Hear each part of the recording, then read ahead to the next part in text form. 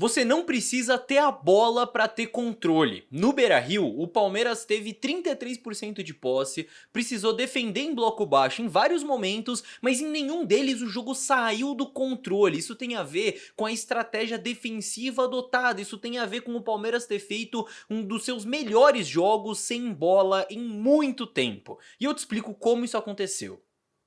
O Abel mandou este time a campo, basicamente os titulares que vinham jogando, né, com uma troca na linha de defesa, o Giai no lugar do Fux, e uma troca no meio, o Aníbal entrando no lugar do M. Martinez. Essa entrada do Aníbal fortalece as perseguições do Palmeiras, já que ele é um 5 que sai mais do que o Martinez, só que é uma troca muito mais pela questão física, já que o M vinha de 4 jogos seguidos como titular. Já a entrada do Giai no lugar do Fux foi uma troca tática que o Abel promoveu, e tem muito a ver com a estratégia defensiva e a característica que o Abel precisava. Porque o Inter foi escalado dessa forma pelo Roger Machado e defensivamente a gente já sabe que o Palmeiras marca através dos encaixes individuais, né? O famoso cada um no seu. Então como isso acontecia? Você tinha o Vitor Roque se dividindo entre os dois zagueiros, o Estevão num primeiro momento no Fernando volante, o Facundo seguia o Aguirre lateral direito e o Felipe Anderson marcava o Bernabé lateral esquerdo, no meio você tinha Rios no Bruno Henrique e Aníbal no Alan Patrick, e na linha de defesa você tinha os laterais marcando os pontas e os dois zagueiros do Palmeiras pegando Valência, uma sobra para não ficar no 1 contra 1. A ideia era basicamente essa, claro que com variações ali, porque principalmente no primeiro tempo o Palmeiras subiu o bloco de marcação em alguns momentos, né? Então, pra não deixar nenhum dos zagueiros sozinhos ali pra construir, já que o Palmeiras tinha uma sobra atrás, quando o Palmeiras queria subir o bloco de marcação, o que acontecia é que cada jogador pulava uma casinha, né? Vamos falar dessa forma, pra ficar cada um em um e tirar todas as opções de passe pra tentar forçar um chutão do Inter. E aí quem tá esperto já entendeu o porquê da escolha pelo Giai no time titular. Pelos encaixes do Palmeiras, esse lateral direito teria que pegar o ponta do Inter, e ainda um ponta que circula, que vem pra dentro, que abre o corredor pro lateral porque o Bernabé ultrapassa muito.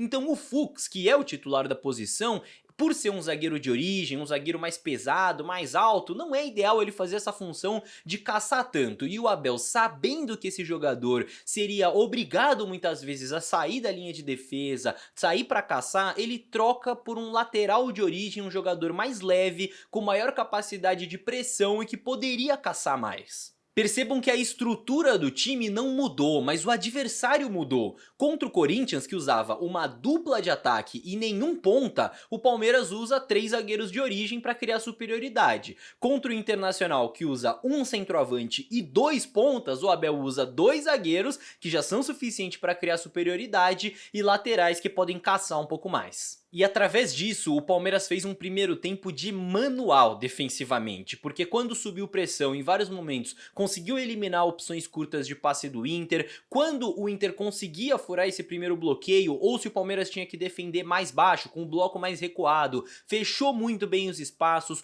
protegeu muito bem o gol, e não sofreu perigo algum, né? Nessa imagem aqui a gente consegue visualizar muito bem essa marcação que eu mostrei no campinho.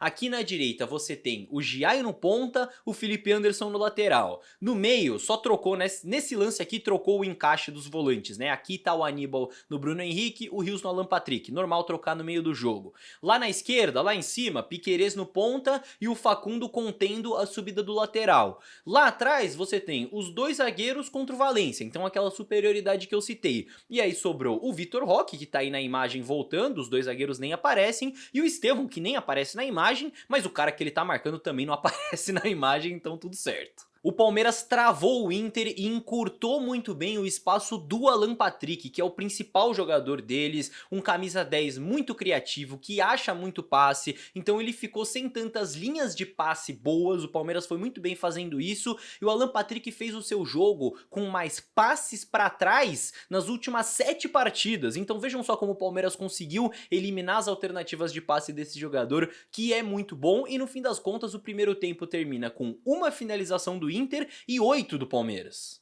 No segundo tempo, o cenário do jogo ele muda um pouco, porque é um Internacional que estava invicto na temporada, que é muito forte jogando em casa, que estava em um confronto direto ali contra o Palmeiras, diante do seu torcedor, e naturalmente foi pra cima, voltou o segundo tempo indo pra cima buscando resultado. Eu acho muito esquisito que na maioria das vezes a gente olha isso só pelo outro lado, né? A gente sempre fala, ah, tal time recuou. Será que tal time recuou ou ele foi empurrado pra trás? Tem mérito do adversário? Na minha visão é o que acontece no segundo tempo, o Inter vem com ímpeto, porque precisava ganhar, jogava em casa, e por isso o Palmeiras passa a ter que marcar um pouco mais baixo, ter que proteger mais o seu gol, só que sem ser ameaçado, isso é muito importante, sem passar sufoco na partida. O Inter não cria grandes chances envolvendo a marcação do Palmeiras, mesmo marcando mais baixo. E aí, junto dessa boa postura defensiva do Palmeiras, tem duas coisas, dois fatores que são fundamentais para construir a vitória. Os duelos ganhos e as trocas do Abel Ferreira. Presta atenção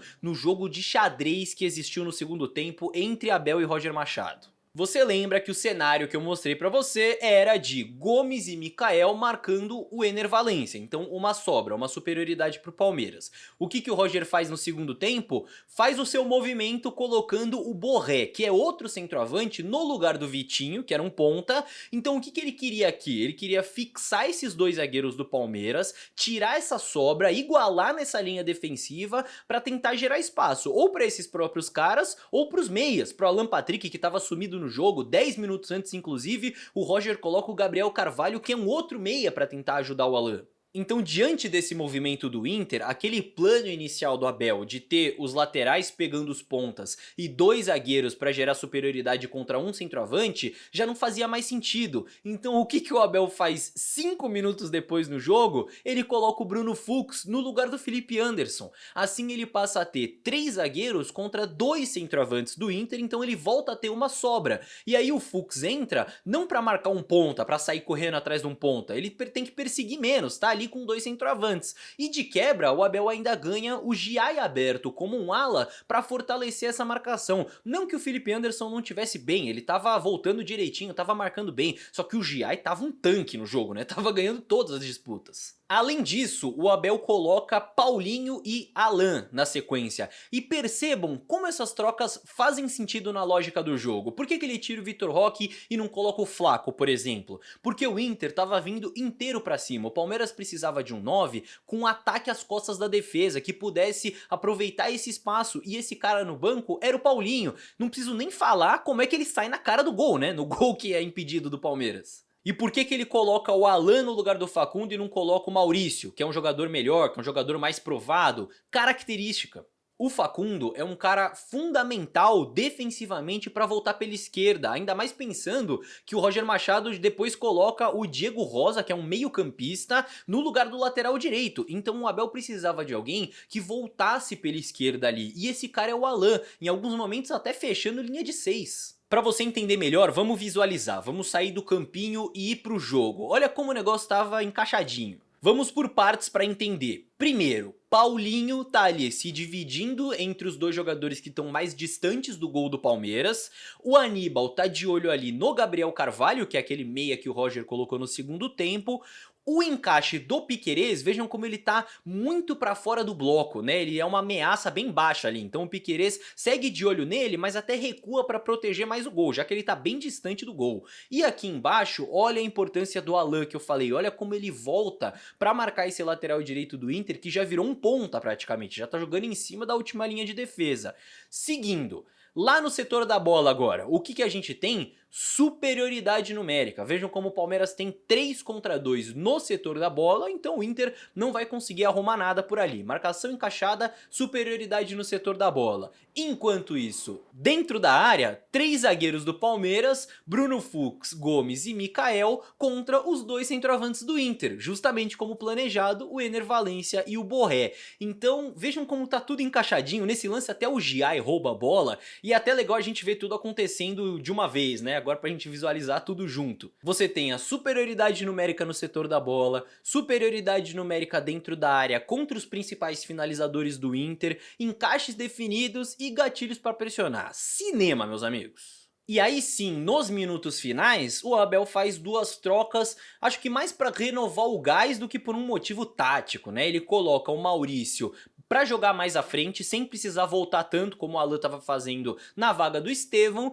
e o Emiliano no lugar do Aníbal, né? Ele troca 5 por 5, renovando o gás, já que o Roger já tinha até tirado o Fernando Volante para colocar outro meia, o Oscar Romero, então ele renova ali o gás desse camisa 5 desse volante. Perceberam que legal o xadrez ali das trocas? E aí, com um sistema defensivo organizado, seguro, bem montado, é claro que as individualidades acabam aparecendo. Primeiro, o Giai, obviamente, preciso dar o destaque, o melhor em campo, uma partida gigante, ganhou todas as divididas. Ainda pela direita, o Felipe Anderson também ajudando muito defensivamente para conter o Bernabé, que é uma das principais armas ofensivas do Internacional. Vale dizer que do outro lado, o Piquerez foi menos acionado porque o Inter atacava mais pelo lado direito da defesa do Palmeiras, mas quando ele foi acionado também foi muito bem, e a dupla de zaga, com um sistema seguro, basicamente teve que rebater bola inteiro na jogada, nem em disputa, e aí foram bem demais também Mikael e Gustavo Gomes. E além de tudo isso, também é importante dizer, mesmo com um sistema seguro, mesmo jogando bem, ainda o Palmeiras estava enfrentando o Internacional no Beira-Rio, que é um time muito forte, que é um adversário difícil, que estava invicto, que tem grandes jogadores. E por isso, mesmo assim, o Inter ainda consegue criar duas oportunidades. Uma numa cobrança de falta ali, numa bola parada, e outra num bate-rebate que sobra pro Ener Valencia. E aí fica o destaque também pro Everton. É para isso que o Palmeiras tem um grande goleiro, para trabalhar pouco, mas para quando tiver que trabalhar, trabalhar bem, fazer sua parte. Foi uma peça fundamental pro Palmeiras sair com a vitória. Assim como o gol, né? Porque eu falei muito aqui da parte defensiva, que pra mim foi o principal destaque do jogo, mas vale pontuar, o Palmeiras não foi dominante com bola, não teve posses longas, mas foi lúcido. No primeiro tempo, com uma boa pressão na saída, algumas roubadas de bola pra finalizar, transições ofensivas bem corretas, só algumas decisões meio ruins ali próximo da área, né? E no segundo tempo, com boas escapadas, incluindo a do gol, que é um lance clássico de Palmeiras de Abel Ferreira, né? Pelo menos aquele do Velho Testamento, que parece que tá querendo voltar mesmo. O Gomes tem a bola, um jogador arrasta a marcação, o outro ataca o espaço. Então primeiro o Felipe Anderson atrai, o Bernabé pro Rios atacar as costas da defesa. E aí, mérito pro Rios em ganhar o duelo. Lembra que eu falei da importância de ganhar o duelo no segundo tempo? Tá aí a importância. E depois o que você vai ter? Mais uma vez, um jogador arrasta a marcação, o outro aproveita o espaço. Quantas vezes eu falei aqui no canal da importância do camisa 9 atacar as costas da defesa nesse Palmeiras? Porque é simples, se o zagueiro não acompanha, o 9 sai na cara do gol. Se o zagueiro acompanha, gera espaço para outro companheiro. Não tem mistério, é isso que acontece, vejam só, finalmente o Palmeiras volta a ter isso, e é graças a essa movimentação do Vitor Roque atacando a profundidade que o Facundo tem espaço, sai cara a cara para marcar. Foi um jogo muito maduro do Palmeiras, pelo menos na minha visão, né? Claro que existem sim questões a evoluir, sempre gosto de falar isso, né? Não tá tudo perfeito, longe disso, mas você somar 3 pontos no Beira-Rio contra um Internacional que não tinha perdido ainda na temporada e com um desempenho seguro em meio a uma sequência pesada de jogos, meus amigos, excelente. Assim como é excelente a marca que a gente bateu nessa semana. Meus amigos, eu preciso tirar um minutinho aqui no final do vídeo para agradecer vocês. Por favor, me deem essa licença. Este aqui é o primeiro conteúdo que a gente publica no canal, já tendo batido a marca de 100 mil inscritos, e eu só tenho a dizer obrigado a todos vocês, de verdade. O Análise Verdão ele surgiu da falta que a gente sentia de ver um debate mais qualificado sobre o Palmeiras, sobre futebol, de não ficar só naquela de ai a arbitragem, ai a raça, a garra. A gente queria tentar ajudar a elevar o nível dessa discussão, e depois de todo esse tempo, ver que a gente não só tem conseguido contribuir da nossa forma para esse objetivo, como a gente conseguiu somar mais de 100 mil pessoas neste canal que acreditam na mesma coisa que a gente e que estão dispostas a ter um debate racional, que contribuem para esse debate, seja com os comentários que vocês mandam aqui, com as mensagens, com as ideias. Bicho, é muito recompensador, de verdade. eu fico muito feliz e eu agradeço demais todos os comentários que vocês mandam aqui nas nossas redes sociais, rede social pessoal até, enfim. Eu agradeço aqui em nome do Análise, tá? Porque como eu apareço mais aqui no canal, tem muita gente ainda que acha que sou só eu o canal, que é o canal do Léo. Não é, gente. O Análise Verdão, graças a vocês, graças ao apoio de vocês, o Análise Verdão hoje é uma empresa que tem mais gente por trás, que não sou só eu que toco, e todo mundo tem uma parte grande nessa conquista, inclusive porque eu sozinho não conseguiria fazer nada, meus amigos. Então, por enquanto, eu queria deixar aqui esse agradecimento a todos vocês, todos os 100 mil e poucos inscritos que o Análise tem até aqui, mas aguardem que teremos mais comemorações e teremos novidades pela frente, tá bom? Alcançar 100 mil inscritos aqui nesse canal não vai ser só uma marca que a gente vai bater, não, vai ser um ponto de mudança aqui no Análise Verdão, porque muito em breve vocês verão por aqui vídeos melhores, com melhor qualidade, a gente quer entregar da melhor forma possível esse conteúdo que vocês tanto gostam que a gente produz, tá certo? Então, fora outras novidades, vamos ter muita coisa boa. Eu já vou dar um spoiler, tá?